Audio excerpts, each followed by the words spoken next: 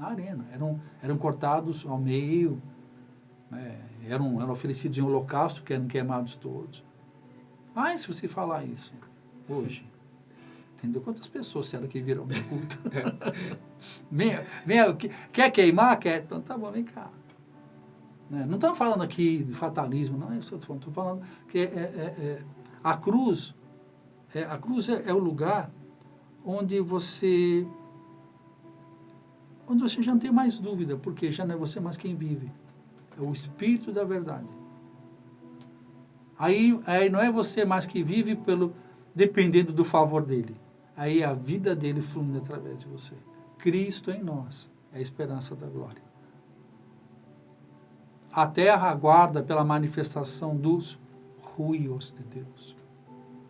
Está falando os filhos de Deus? A manifestação. Não é manifestação dos crentes. Porque crente tem tecnon e ruios. A terra não pode ser governada e restaurada na mão de crentes pequenos, babies. Tecnion, babies. Tecnon, adolescentes. Ruios, maduros. E a maturidade não é pelo teu tempo, pela tua carteirinha, muito menos pela tua patente sacerdotal. Mas é pelos processos que Deus te levou, chamado huiotesia, em que você suportou esses processos. O primeiro processo que Jesus teve que suportar é ele sendo Deus vindo em carne. Ele se sujeita a uma paternidade chamada José. Ele sendo Deus eterno, teve que obedecer um homem limitado chamado José. Vocês entenderam isso? O Senhor do universo, o herdeiro de todas as coisas. Aquele que discutia com os sacerdotes com os 12 anos. Discutia no sentido de estar educando os outros. Ao mesmo tempo, o José, que não era, né, pai biológico dele, fala, Jesus, vamos para casa. Mamãe tá chamando, vamos. Não está entendendo? Até o tempo que ele dá um rolê lá, os caras saem 3 dias depois. 3 dias depois. Como assim? Né? Imagina 3 dias depois que vai achar José. E vão procurar José aonde 3 dias depois? No templo. Jesus. O que eu falei? José. Desculpa. Às vezes eu troco um pouco as palavras aqui, me corrija aí. Tá? Ou seja, José e Maria demorou 3 dias para procurar na igreja. Não, vamos dizer que passou 3 dias procurando, não vamos nem falar que não sentiu falta, né? Vamos amenizar, né? Não, sentiram muita falta. Mas demorou 3 dias. Será que ele está na igreja? Mano! A igreja era tão importante para José e para Maria que demorou 3 dias para lembrar de ir na igreja procurar o camarada. Né? É Bíblia, gente. Desde que eu não venha ferir nenhum texto, tá? Eu não estou blasfemando. Está escrito lá, 3 dias depois, ele foi procurar no templo. Jesus estava lá, vocês pensaram que eu estava onde? Está escrito lá. Tá? Não fere as escrituras. Não fere, não. São fatos, está escrito ali. Né? Por quê? Porque é justamente essa questão almática. Entende? Que a gente está trabalhando. Porque José e Maria eram seres humanos, como nós. Portadores da maior missão da Terra. Né? Então, cuidar do filho do Deus vivo. Dá de comer, dá de mamar, trocar a fralda dele, porque é Deus vindo em carne.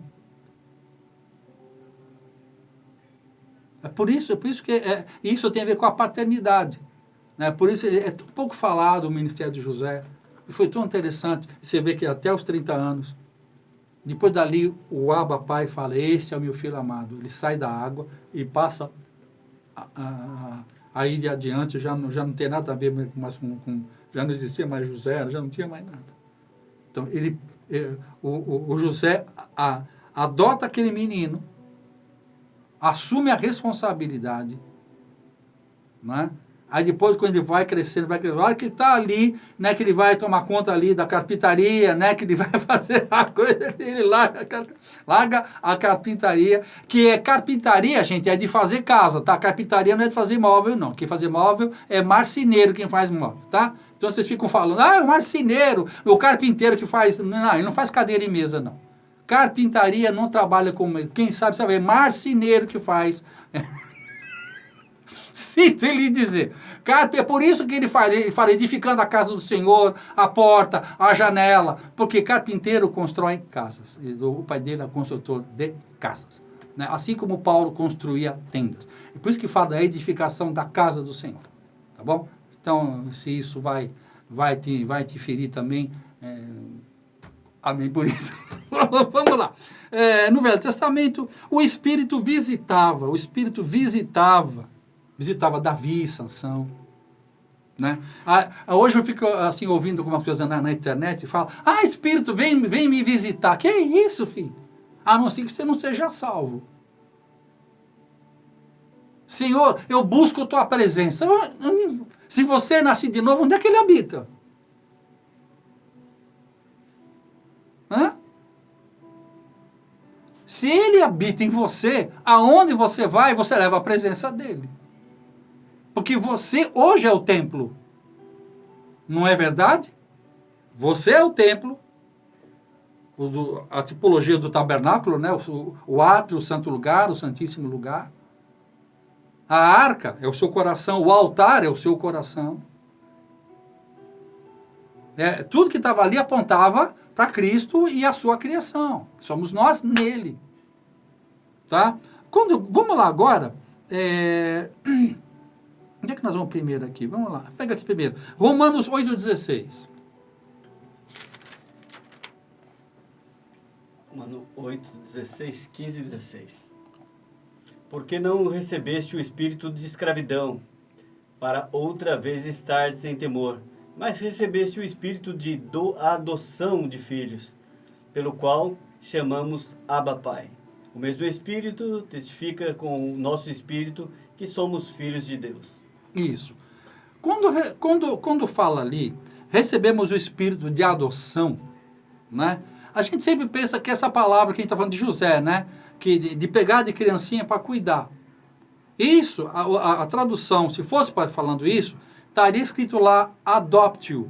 Adopt é pegar uma criança ali num lugar e pegar para cuidar. Mas não é isso que está escrito no original. No original está falando o ruiotesia. Ruiotesia, mais ou menos, para a gente pegar aqui um parâmetro bíblico rapidinho, foi a mesma coisa que Elias fez com Eliseu. Sempre quando Elias passa e chama Eliseu para o ministério, aquilo é uma ruiotesia. Foi o que Paulo fez com Silas. Foi o que Paulo fez com Tito. Tá? Então, por vezes até adotaria no sentido de estar no mesmo ambiente e tal. Tá? Então, porque não recebesse o espírito da escravidão, para outra vez estar sem temor, mas recebesse o espírito de adoção, pela qual clamamos Abba, Pai. Tá? Por intermédio dessa ruiotesia, é que você chega, esse Abba, Pai, é o paizinho. Tá? Por esse processo que o céu se abre e você tem uma revelação de Deus como Pai. Por incrível que pareça, você conversa com homens dos mais variados credos, até dentro da religião dita evangélica, mas a maioria das pessoas só se relaciona com Deus como um Deus. O poder de Deus, fazer a obra de Deus, mas tem dificuldade de se relacionar a Deus como um Pai. Principalmente num país como o Brasil, que 30% dos brasileiros são órfãos. Não consta nem o nome do seu pai no RG. Então ele tem, se você tem problemas, teve problemas de orfandade, de abuso, de pais mortos ou presentes, mas ineficientes, abusadores, né, ignorantes, há em você aí uma falha. Né?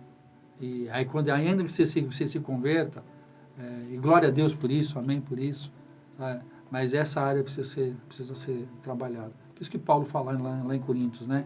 Ainda que vocês tenham vários preceptores, contudo eu vejo que vocês não têm muitos pais. Porque se você vê Deus como um Deus, você vai tentar se relacionar com Ele por intermédio dos seus feitos. Que é o que a gente falou no Velho Pacto. No Velho Pacto era baseado em troca. Deus manda, eu obedeço, ele me dá. Era por meritocracia. Já no novo pacto, nós não era mais por obediência e eu fazer o esforço para conseguir. É por isso que ele fala testamento. Em Cristo Jesus, ele já fez tudo por mim. Eu tenho agora que entender a obra redentora dele em mim. Né? Entender o mistério que está envolvido naquilo que se chama o novo pacto, que é o quê? É o pacto. O novo pacto nada mais é do que o pacto eterno. Aquele pacto, o novo pacto não tem nada a ver de um ato de Deus com o homem. O novo pacto não tem nada a ver. Não é um pacto que Deus faz com o homem. O velho pacto era um pacto de Deus com Moisés, com Abraão, com qualquer um. O novo pacto é um pacto que Deus Pai faz com Deus Filho antes da fundação do mundo. Você vai dizer, nós já lemos isso, não preciso repetir lá de Apocalipse, que o Cristo foi imolado antes da fundação do mundo. O Jesus foi crucificado há 2000 anos atrás. O Jesus foi crucificado há 2000 anos. O Cristo foi imolado antes da fundação do mundo.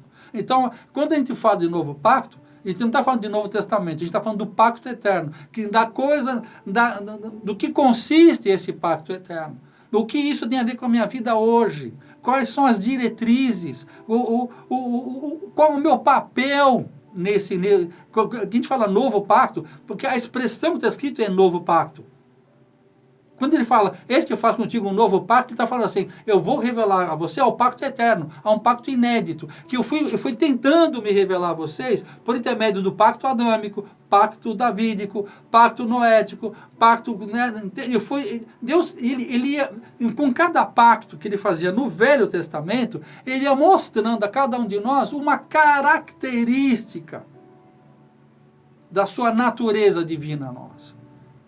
Agora, seja Deus verdadeiro, mentiroso e fraco, todo homem. Sempre Deus fazia um pacto, o homem quebrava o pacto. Agora, se Deus fazia pacto, sabendo que o homem ia falhar, por que ele faz? Porque é da natureza de Deus se relacionar conosco por intermédio de pactos. Assim escolheu. E Deus, ele é tão maravilhoso que ele faz um pacto com o seu Filho e nos beneficia e se submete a esse pacto conosco. Olha que interessante isso. Olha que interessante isso.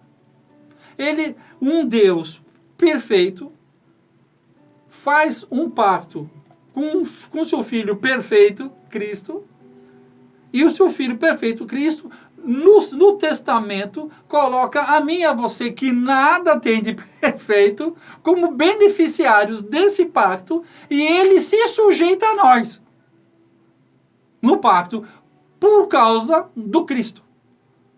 Olha que coisa magnífica.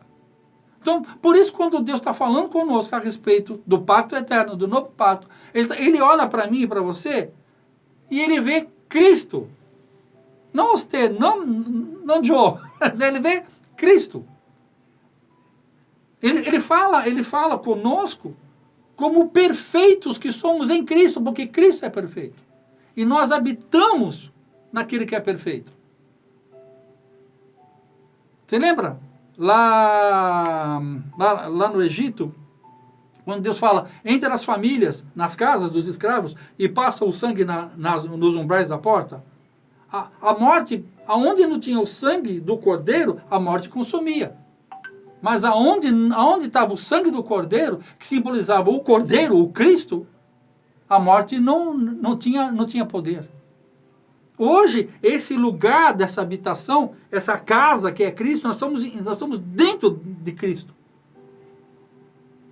Por isso que tudo eu posso naquele que me protege, e nesse que eu habito, e nesse lugar, em Cristo, que nós temos que conhecer lá, como que é. Nós estamos debaixo de uma nova legislação.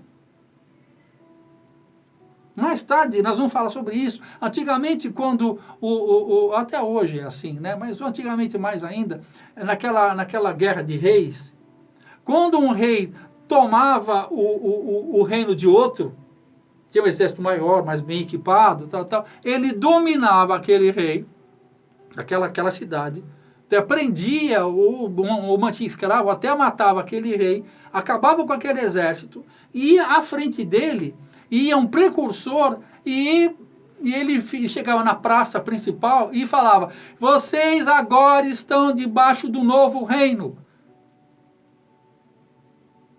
Aquele rei que estava governando aqui morreu, já está dominado. Agora vocês estão debaixo do novo rei. Agora vocês estão debaixo de novas leis. Agora vocês estão debaixo de nova legislação. Vocês já viram aqueles filmes de capa e espada, aqueles filmes de Idade Média? Aparecem muitas dessas coisas assim. E hoje, nós estávamos debaixo do reino das trevas. Mas as trevas foram vencidas pela cruz, foram vencidas por Jesus. E os seus ministros, labaredas de fogo, e os seus ministros hoje falam: meus filhos, vocês estavam debaixo da escravidão, do pecado e da morte. Mas agora nós estamos debaixo de uma nova legislação. Nós estamos debaixo agora do novo governo. Venham conhecer agora os direitos e os deveres de que vocês têm agora por causa dessa nova natureza. Hoje, as pessoas elas festejam muito assim, por isso que eu falo daquela fé contemplativa. Elas acreditam piamente que Jesus morreu por elas. Elas só não entendem que ela também morreu com Jesus. Por isso que eu falo, as pessoas, quando falam hoje de uma vida ressurreta, de uma vida em Cristo, as pessoas pensam que é no futuro. É depois da morte. Não, é agora. Entende? Começa em João, começa o novo céu e a nova terra, que as pessoas estão esperando aí, já começou lá em João.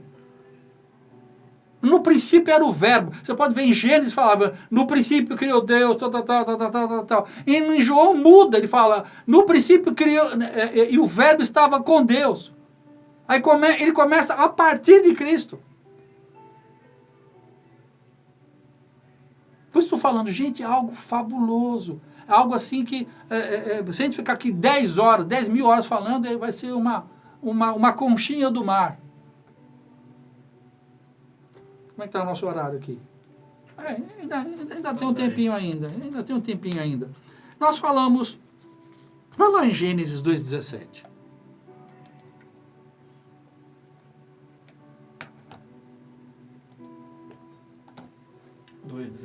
Isso. Enquanto a gente está buscando ali, quando eu estou falando essas coisas, vocês podem ver que o meu ensino, ele não vai numa sequência, porque eu ensino fundamentos, eu pego um fundamento e deposito, pego um outro fundamento e deposito. Às vezes tem uma certa dificuldade de entender, porque eu não faço ensinamento retilíneo. Sabe? Eu vou ensinando o fundamento. Uma verdade para aquele assunto. Eu mudo o versículo, eu mudo o assunto. Eu vou falando sobre outro assunto. Tá? Na soma disso tudo, dessa soma de letrinhas aí em que a gente vai trabalhando. Né? E se fica assim, poxa, cara, mas eu não vou entender nada. Foi o que eu falei, você vai entender pelo Espírito. Porque eu estou ministrando ao seu Espírito. Se eu fosse um pregador almático, aqui teria umas 500 mil pessoas aqui. Só que o ministro não é para alegrar, não é para ficar lambendo ferida, sabe? Comandando, dominando vidas por intermédio de uma pregação melodiosa, entendeu? Não, a gente tem consciência, é a minha escolha, eu escolhi isso, eu escolhi ser útil, não famoso. Tive a possibilidade, mas eu escolhi ser útil. E o que me traz alegria e dores é isso. É o peso de querer ser útil e não famoso. Ok? Achaste lá, por favor, leia. Mas a árvore da vida, do conhecimento do bem e do mal, dela não comerás, porque no dia em que dela comeres, certamente morrerás. Isso. Tem algumas expressões que falam morrendo, morrereis, né? Gênesis 2,17 fala da árvore da vida. A árvore da vida é Cristo. Eu sou o caminho, a verdade, a vida. A árvore da vida é Cristo. Quem comer da árvore da vida? E hoje ele está, hoje de novo. Hoje, Hoje nós temos essa opção. Né? Hoje nós temos que tomar essa decisão, melhor dizendo. Quando você fala da árvore do conhecimento do bem e do mal, né, é interessante que mais da árvore do conhecimento do bem e do mal.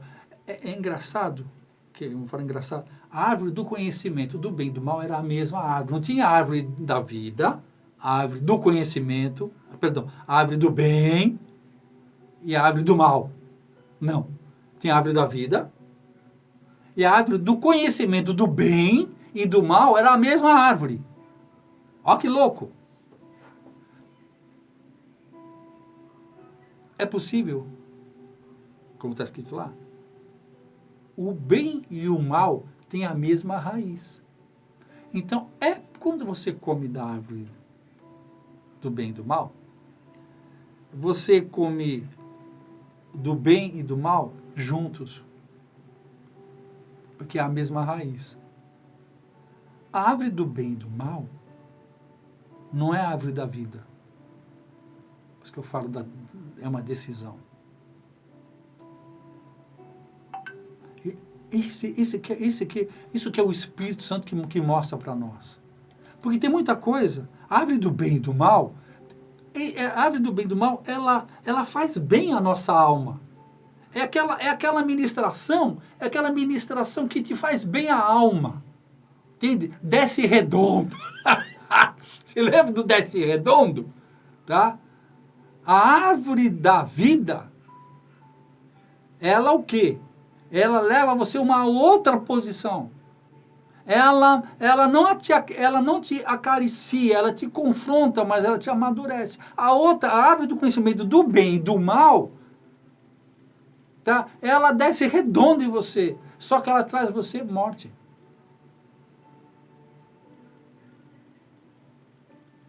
E isso que a gente fala de merismos, né? Eu, por exemplo, muita coisa na minha vida, você lembra que eu estou falando da árvore do conhecimento do bem e do mal? Coisas que eu sempre pensei que eu estava fazendo o bem. Só que fazendo o bem, comendo da árvore do conhecimento do bem e do mal, o mal está junto e, sabe, é a mesma coisa que é a mesma coisa que você comer o abacate com o caroço junto. Véio. O abacate é bom, mas o caroço que é o problema. Estão entendendo?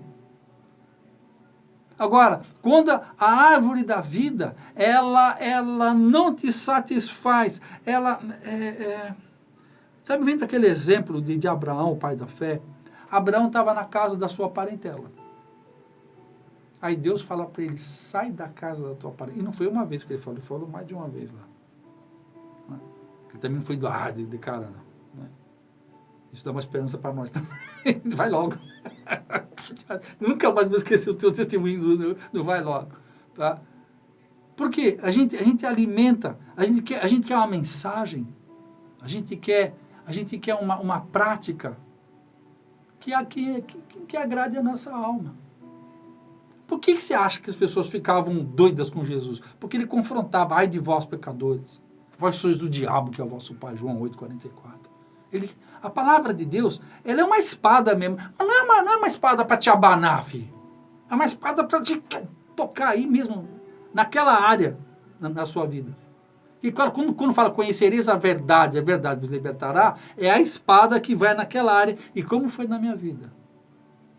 Eu já ministrei aqui, qualquer dia disso eu devo voltar. Procuro apresentar-te a Deus aprovado, 2 Timóteo 2,15. Quando esse livro veio, o Obreiro Aprovado é um livro que veio, já ensinei ele aqui. Né? Quando eu li esse livro, 2012, ou 2014, por aí, eu fiquei uns 2 dias, cara, chorando muito. Eu vi quanta coisa estava dentro de mim que parecia bem, mas é a árvore do conhecimento do bem e do mal. Mas tinha um mal junto. E a raiz é a mesma. Mas eu pensava isso, poxa, mas eu pensava isso, eu pensava aquilo. E é por isso que a gente fala do arrependimento, da techuvá, do arrependimento. O ministério do arrependimento é aquele quando ele tem essa capacidade de mostrar um mal que está disfarçado nesse bem que você pensa e que você pratica. Essa palavra de Deus, ele tem o poder de mostrar a raiz. E foi isso que ele fez comigo, sabe, meus irmãos? Ele mostrou aonde estava a raiz. Você pensa que isso é bom, né, filho? Você pensa que isso é bom? Aparentemente é bom. Porque ninguém come uma árvore que está escrito é ruim, é ruim. Não. Você come do fruto ali porque está escrito é bom, é bom. Só que você não vira a plata assim para te matar. É bom para te matar, é bom para acabar com você. Você só lê aquilo que interessa no texto. Todas as pessoas que hoje estão sendo tocadas pelo novo pacto, nós temos uma experiência de morte mesmo. Morte dos nossos conceitos, morte das nossas doutrinas. O meu pai espiritual mesmo, ele dá um testemunho disso, ele estava numa conferência num país aí, quando ele começou a ser tocado pelo ministério do novo pacto, ele falou que ele foi levado ao chão e ele sentiu mesmo como se estivesse jogando terra nele assim. Ele falou, eu me senti como se estivesse sendo sepultado. Ele falou, e eu já tinha muitos anos de conferência no mundo inteiro. Ele falou, eu já pregava há muito tempo. Mas eu pregava segundo o entendimento da nossa alma. Eu nunca tinha passado por essa experiência do novo pacto. E estou falando eu também. Eu já venho da reforma desde 94. Deus já limpou, mas agora que Ele está colocando certos entendimentos. Está entendendo isso? Já deu. Quer comentar alguma coisa? Não, 1 minuto. Ah, 1 minuto? Falta 1 minuto, é isso? É que você escrevendo aqui. Bom, meus irmãos, eu creio que foi colocado, nós falamos menos da metade dos versículos. Amém, glória a Deus. Não tem pressa mesmo, né? Nós é dono da lancha, nós é que dominamos as coisas aqui, em Cristo Jesus, amém?